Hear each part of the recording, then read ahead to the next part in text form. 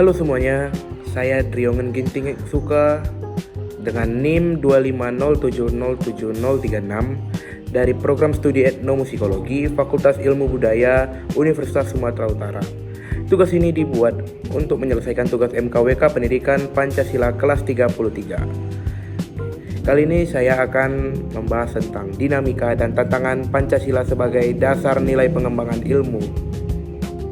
Pancasila beroperasi sebagai dasar filosofis yang mengikat pengembangan ilmu, menjadikannya dinamis dan relevan di berbagai zaman.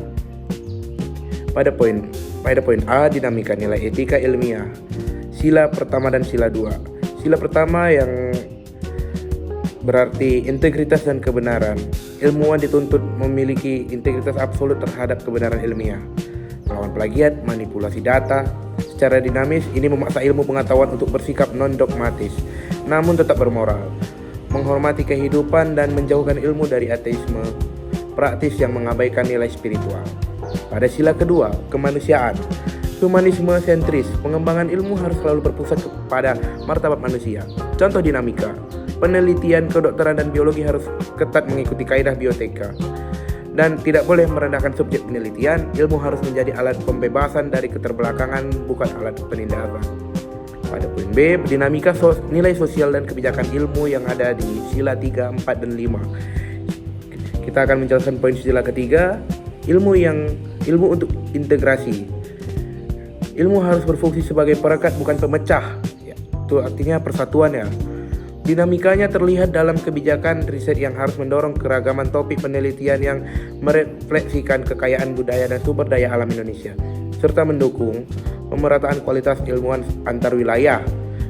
Kita akan menjelaskan sila keempat, yang inti sila keempat ini kerakyatan, demokrasi ilmiah.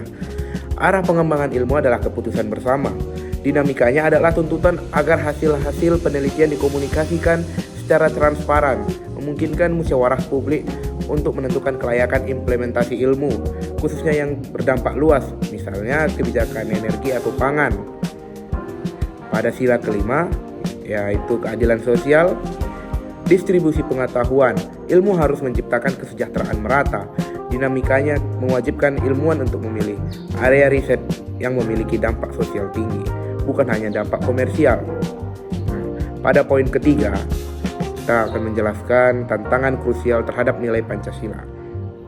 Meskipun Pancasila adalah dasar, penerapannya terbentur tantangan nyata di era globalisasi ini. Yang ada di poin pertama kita lihat tantangan kapitalisasi ilmu.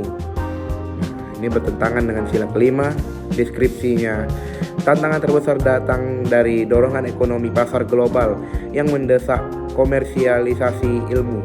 Penelitian seringkali diarahkan ke area yang paling menguntungkan secara finansial, bukan yang paling dibutuhkan secara sosial.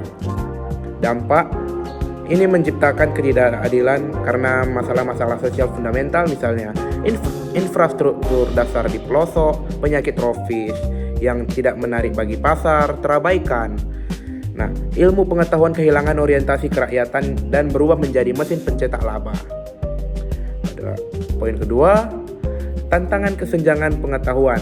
Nah, ini bertentangan dengan sila kedua dan 5. Nah, di deskripsi terjadi ketidakmerataan akses terhadap fasilitas pendidikan tinggi, literatur ilmiah mutakhir dan pendanaan riset yang berkualitas.